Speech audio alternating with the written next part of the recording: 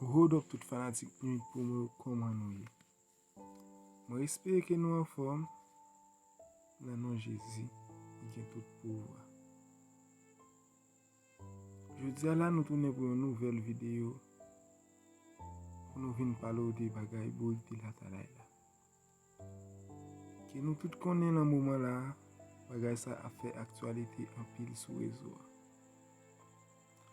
Ansam avek dosye Pekitan Flow ke neg yo te arete pandan ki yo te kwa ajoute video.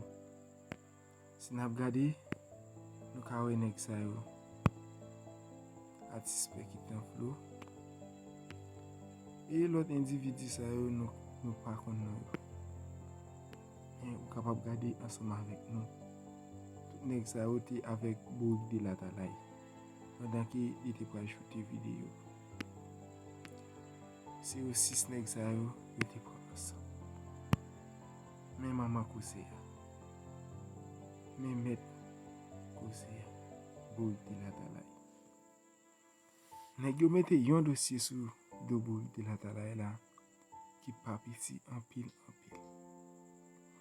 Mwen pa ka pale nan bagay sa yo. Koz mwen men ntou la simpleman pou mbay informasyon ki mgen pou mbay yo.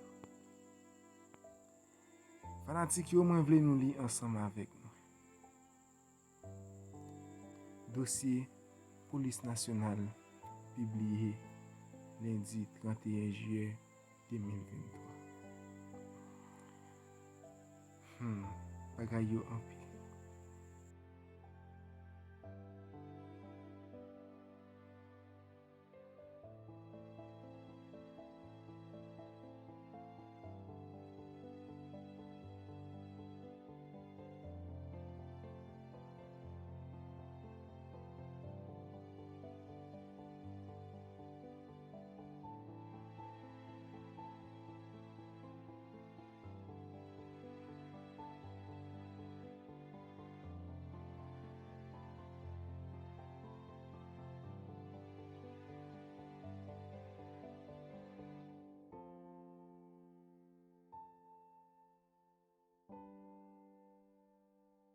CPLP.